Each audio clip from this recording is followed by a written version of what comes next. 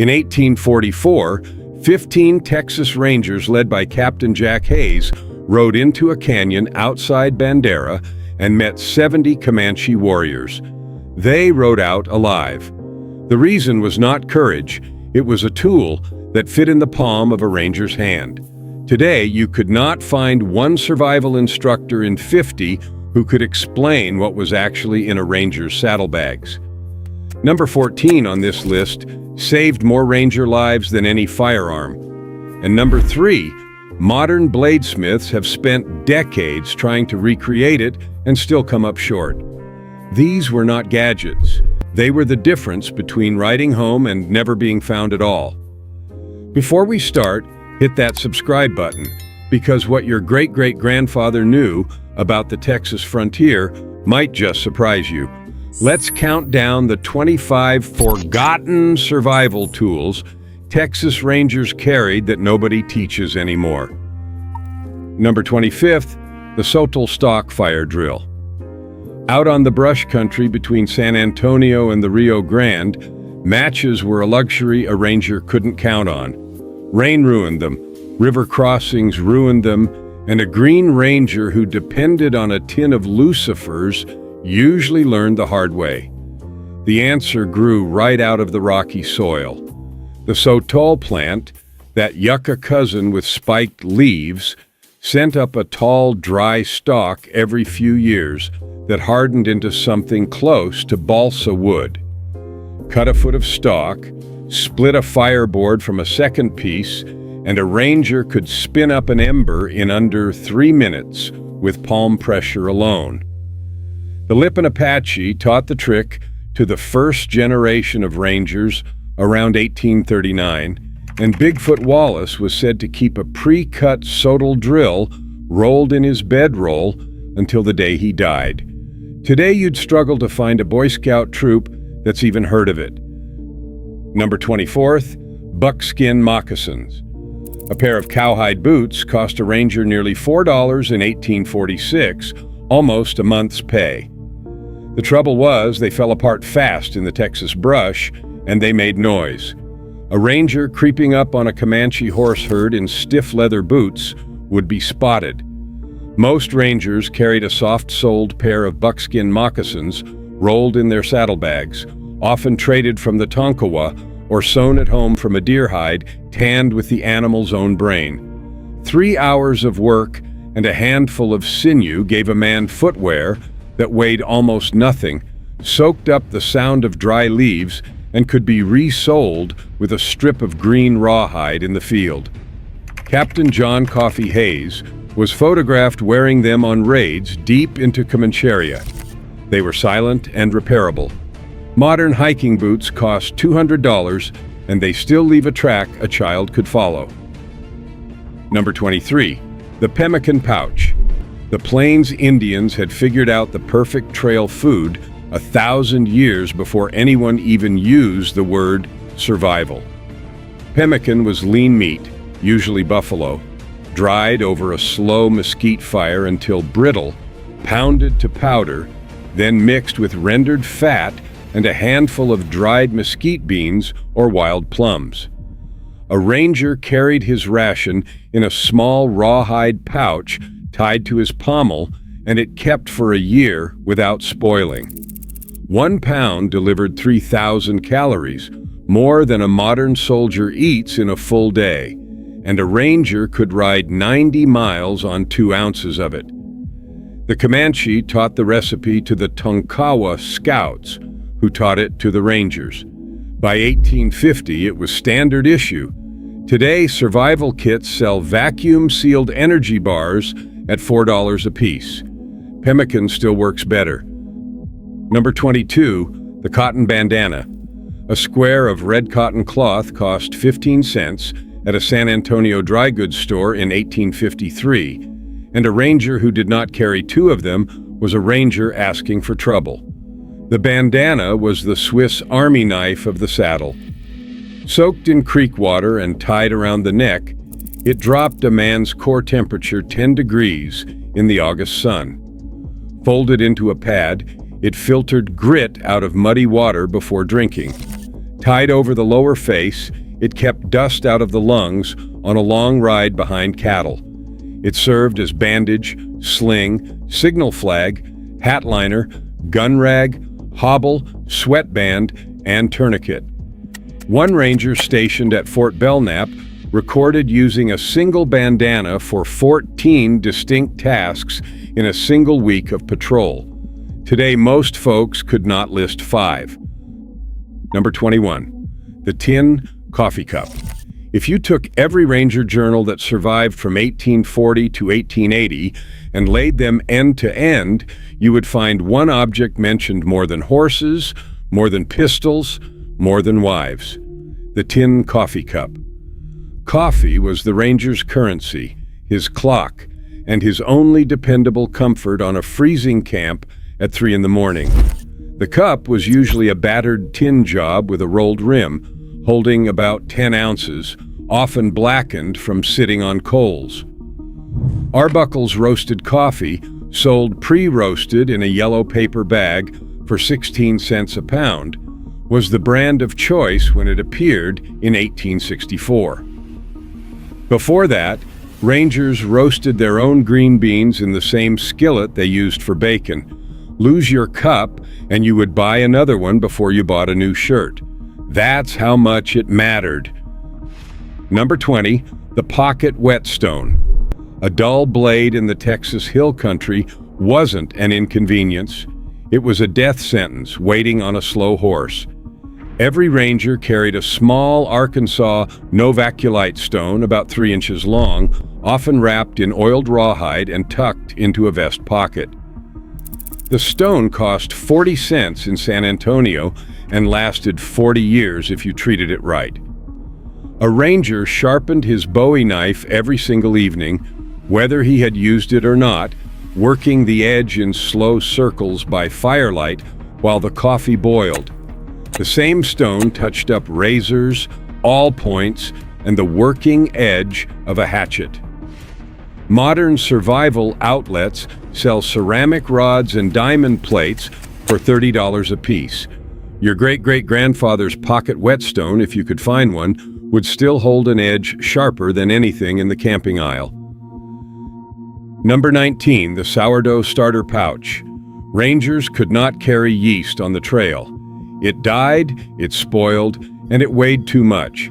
So every ranger company kept a living sourdough starter passed from cook to cook like a baton. The starter rode in a small leather pouch lined with waxed cotton, hung from the saddle horn, so the rider's body heat kept it alive. Once a week, the cook fed it a spoonful of flour and creek water. From that one pouch came biscuits, flapjacks, hardtack replacement bread, and a beer-like drink the Rangers called sour mash, which warded off scurvy. Some company starters traced their lineage back to the Stephen F. Austin colonists of 1822. If they lost the pouch in a river crossing, the whole company ate dry hardtack for weeks. The Rangers stationed at Camp Verde guarded their starter pouch like it was payroll. The Texas Rangers borrowed almost everything they wore below the waist from the Mexican vaqueros. The spurs were the loudest borrowing of all. Mexican rowel spurs, called espuelas grandes, had a 5-inch wheel of blunted points designed not to gore the horse, but to rattle. That rattle was the point. A ranger trained his horse to respond to the sound alone, so a slight shift of the heel could turn an animal at full gallop without a yank on the reins. The spurs cost $1.50 from a Bexar County silversmith, and they were often the only piece of jewelry a ranger owned. They also doubled as fish hooks, fire pokers, and emergency tent stakes. Modern English-style spurs are about the size of a thumbnail and do almost nothing. The old Mexican spurs did everything. Number 17, the rawhide horse hobble. A ranger asleep beside a campfire was less worried about Comanche than about losing his horse. A loose horse meant a dead ranger.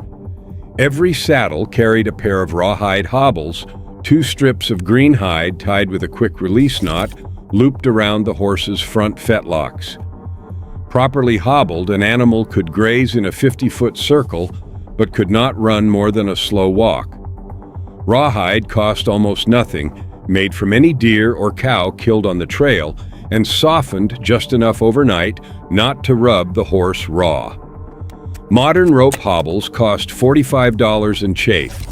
Rawhide cost a ranger an hour of cutting and lasted 6 months of hard use. When Captain Sewell Ross's company tracked the Comanche to the Pease River in 1860, every man in the patrol was riding a hobbled horse the night before. Came home. Number 16, the powder horn. Before metallic cartridges arrived in the late 1860s, every ranger's life depended on a hollow cattle horn slung over his shoulder. The powder horn held about a pound of black powder, enough for 60 shots, and the ranger guarded it from rain like a baby. A good horn was scraped translucent so a ranger could see his powder level in candlelight, and it was plugged at the small end with a carved wooden stopper that doubled as a pre-measured charge cup. The whole rig cost less than $1 and outlasted 3 rifles. A wet horn caused more ranger casualties in the early days than Comanche arrows. Sergeant Robert Gillespie's horn from the 1846 Meyer expedition is on display today at the Texas Ranger Hall of Fame in Waco, still showing the tooth marks where he chewed it open in a freezing rain. Number 15, the bullet mold. A ranger far from a settlement could not buy ammunition. He had to make it. The bullet mold was a small iron clamshell the size of a pocket watch, with 2 cavities cast for the exact caliber of his rifle and pistol. Pour molten lead from a pewter ladle into the mold, snap it shut, count to 10, open it back up, and a fresh round ball dropped into the dirt. A ranger could cast 40 bullets an hour over a campfire if he had the lead. The lead came in pre-cut bars from San Antonio at 12 cents a pound, or in melted down rim cuttings traded from soldiers. Captain Hayes's company at the Battle of Walker's Creek in 1844 cast their bullets the night before by the firelight of a single mesquite log. They went into that fight knowing every round was theirs. Number 14, the possibles bag. First pattern break. This is where it gets interesting. The possibles bag was a small leather pouch about the size of a modern lunch sack, slung across the chest, containing roughly 30 items. Recent archaeological digs at Camp Cooper, abandoned in 1861 and excavated by Texas A&M, recovered intact possibles bags that completely overturned what historians thought was inside. Those bags held dried prickly pear pads used as an antiseptic, willow bark powder for treating fever, beeswax for waterproofing, fishing hooks bent from cactus thorns, a miniature fire steel, sinew thread, and all made from a deer leg bone, copper wire snares, salt in a tiny cork-stoppered vial, and chunks of dried liver used for fishing bait. The bag cost almost nothing. Every item was free, or nearly so. Modern survival kits with 1/10 of the contents retail for $200. The Rangers had figured out the optimal kit 150 years before the modern survival industry sold us their first plastic whistle.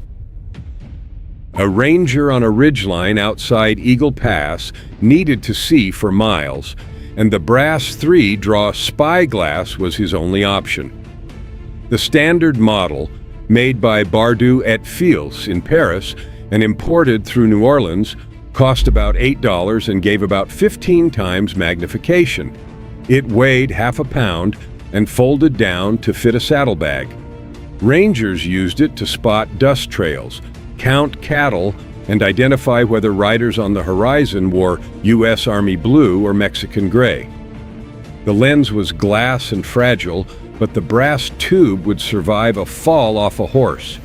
One ranger, William A. Wallace, claimed his glass let him spot raiders 3 full hours before they could see his patrol. Modern binoculars do the same job and weigh 4 pounds, with rubber armor that fails in 2 years. A Ranger spyglass from 1850 still works perfectly today. Number 12. The wool serape saddle blanket. The Mexican wool serape, woven on backstrap looms in Saltillo, did the work of 4 pieces of modern gear at once. By day, it served as the Ranger's saddle blanket, padding the horse's back beneath the stiff Hope saddle. By night, pulled from under the saddle and laid out flat, it became the Ranger's bedroll, weighing nearly 5 pounds and rated warm enough for a freezing hill country night. In rain, it shed water like a duck's back because the lanolin was never washed out. Worn over the shoulders, it became a poncho thick enough to slow an arrow. A Saltillo serape cost about $3 from a freight wagon, and it lasted a Ranger 10 years of hard use. Modern wool blankets shed and pill in a single season. The Saltillo weave used hand-spun yarn so tight a Ranger could carry water in it folded. Number 11. Yucca root soap. A Ranger who did not wash could get skin diseases that took him out of the saddle, and there was not a bar of store soap within 100 miles of the Rio Grande in 1848. The answer was the soap root of the yucca plant, dug up with a knife, peeled, and pounded against a creek rock. The pulp lathered like commercial soap, and it contained natural saponins that killed lice, ticks, and most skin parasites. The same wash worked on horse tack, on wool clothing, and on the Ranger's own scalp. Comanche warriors had used yucca soap for 2 centuries before the Rangers learned the trick. Today, modern campers carry plastic bottles of biodegradable soap that cost $12 at REI, and they break down half as fast as fresh yucca pulp. The desert was already supplying everything a Ranger needed. He just had to know what to dig up. Number 10. The mesquite bean grinder. When game ran scarce and a Ranger could not reach a settlement for weeks, the mesquite tree saved his life. Mesquite beans, those long green pods that hang in clusters every August, contain about 25% protein and sweet pulp that grinds into a coarse flour. Every Ranger carried a small rawhide pouch with a flat sandstone slab and a smooth river cobble for grinding. Pound the dried pods to powder, sift out the hard seeds, mix with creek water, and bake on a hot rock. The result was a sweet flatbread the Rangers called pinole, packed with calories and shelf-stable for months. The Lipan Apache taught the technique. Modern dietitians have rediscovered mesquite flour as a low-glycemic superfood and now sell it at health stores for $16 a pound. The Rangers got it free off any thorny tree in the brush country. Before stamped tin canteens became common, after the Civil War, a Ranger's water came from a hollowed bottle gourd grown in his wife's garden, dried for 6 months, and wrapped in a sleeve of woven burlap. The gourd held about 2 quarts and weighed almost nothing empty. The burlap sleeve, soaked in creek water at every crossing, kept the contents cool through evaporation, sometimes 10 degrees below the surrounding air on a 100-degree day. A gourd cost nothing. Tin canteens cost $1 and they dented in a fall. The gourd would crack but never burst, and a small crack patched up with beeswax in 5 minutes.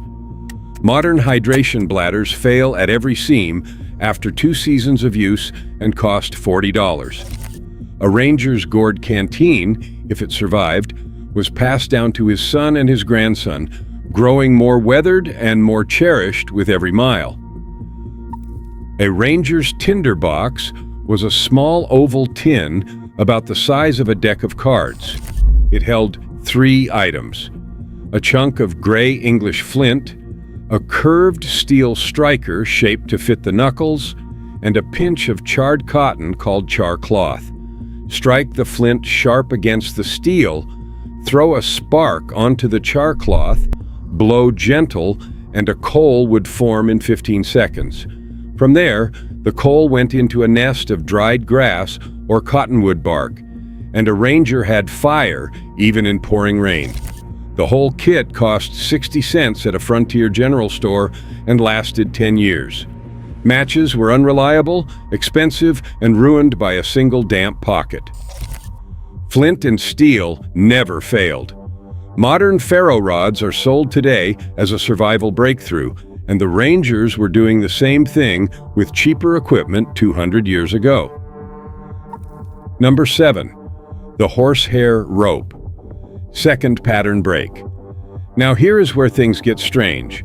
Every ranger sleeping out under the stars laid a length of woven horsehair rope in a wide circle around his bedroll. The belief, passed from Mexican vaqueros to Anglo rangers, was that a rattlesnake would not crawl across horsehair because the prickly fibers irritated its scales. For decades, scientists wrote it off as superstition. Then, a herpetologist at Texas Tech actually tested the claim with western diamondbacks in a controlled trial. The results, published in a herpetology journal, found that snakes crossed the horsehair rope only a fraction of the time compared to cotton rope of identical thickness. The Rangers were right. Their grandfathers were right. The horsehair rope, pure mecate woven from the manes of working horses, cost a ranger about $1 and gave him peaceful sleep on countless nights. Modern campers spray chemical repellents and hope for the best. Number 6. The calomel and turpentine medicine kit. Third pattern break. Brace yourself, because this one is controversial. A ranger's medicine kit, a small wooden box about 6 inches square, contained things that would horrify a modern doctor. Calomel, a mercury compound, was taken by the spoonful for any digestive complaint. Turpentine was poured straight onto open wounds. Camphor was rubbed on chest colds. Laudanum, a tincture of opium, was used for pain. By any modern standard, these were poisons. And yet the Texas Rangers had a recorded mortality rate from disease and infection lower than any frontier military unit of the period. How? Recent studies of frontier medicine suggest the calomel actually killed gut parasites that were the real cause of dysentery, and the turpentine, while painful, did sterilize wounds before antibiotics existed. The Rangers had stumbled onto a kind of brutal pharmacology that worked, even if it sometimes worked at the expense of the patient. Important note here, do not try any of this at home. The kit cost $3 and weighed less than a pound. Today, the equivalent supplies would fill a backpack. Number 5, the cactus water awl. A ranger lost in the brush country with an empty canteen had one chance, and that chance came down to a small steel awl carried in his vest. The barrel cactus, a squat, fat plant common from the Pecos to the Big Bend, holds nearly a gallon of safe drinking water in its pulpy flesh. The trick was knowing how to get to it without ruining the plant or wasting a drop. The ranger drove his awl into the side of the cactus near the base, made a series of slits, then pressed his hand on the pulp to release the water into a tin cup. Done right, the cactus survived to refill in a year. Done wrong, the ranger got a mouthful of bitter sap that made him violently ill. Lipe and Apache scouts taught the proper technique to Captain Rip Ford in 1851. The Big Bend region today has more lost hikers than any park in Texas. Almost every one of them passes within sight of a cactus that could have saved them. Number 4, the Mexican lariat. The Mexican lariat, called ella reata in Spanish, was 60 feet of braided rawhide, thinner than a man's little finger, but rated to hold a 1,000-pound steer at full gallop. The Texas Rangers borrowed it whole hog from the vaqueros of South Texas, and they used it for far more than catching cows. La Reata served as a bridge across creek crossings when stretched between two trees. It served as a horse picket on the open prairie. Spun in a long loop and thrown, it could pull a raider off his horse at 30 feet. Knotted into a rope ladder, it let a ranger climb the cliffs of the Pecos. A good riata took a Mexican braider 3 months to make, and it cost $10, equal to 2 months of ranger pay. But the rawhide outlasted any modern nylon rope by decades, and it could be repaired in the field with green hide and a sharp knife. Today, professional ropers spend hundreds on synthetic riatas that snap in a year. The Ranger's rawhide is still hanging on saddle horns at heritage ranches in South Texas. Number 3, the Bowie knife, fourth and final pattern break. Here is the part of the story Hollywood got completely wrong. Everybody knows the Bowie knife, the huge curved tip blade with the brass guard made famous by Jim Bowie at the Alamo. What almost nobody knows is what the Texas Rangers actually carried versus what was sold to tourists. The original Bowie, designed by James Black of Washington, Arkansas, around 1830, had a blade between 9 and 12 inches. It was forged from carbon steel mixed with a small percentage of meteoric iron, and it could shave a hair off a forearm, then split a hickory log without dulling. A genuine James Black Bowie cost $25 in 1840, more than a Colt revolver, and only 200 were ever made. The Rangers who could afford one carried it through their entire career. The mass-produced English Sheffield knockoff sold for $2 and shattered on the first hard cut. Modern survival knives advertise themselves as Bowies. They are not. The real article was a piece of metallurgical art that modern bladesmiths have spent 50 years and millions of dollars trying to replicate. The closest reproduction today still does not quite match the original. The Rangers knew. They paid for the real thing. Number 2, the Sharps Big 50 rifle. By 1874, the Texas Rangers had traded their muzzle-loading muskets for the Sharps model 1874, chambered in .50 caliber. The Big 50, as Rangers called it, fired a 500-grain lead bullet that could drop a charging buffalo at 1,000 yards.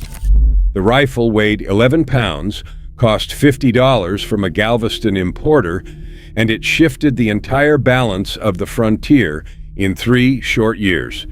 Before the Sharps, a Ranger had to be inside 200 yards to make an effective shot.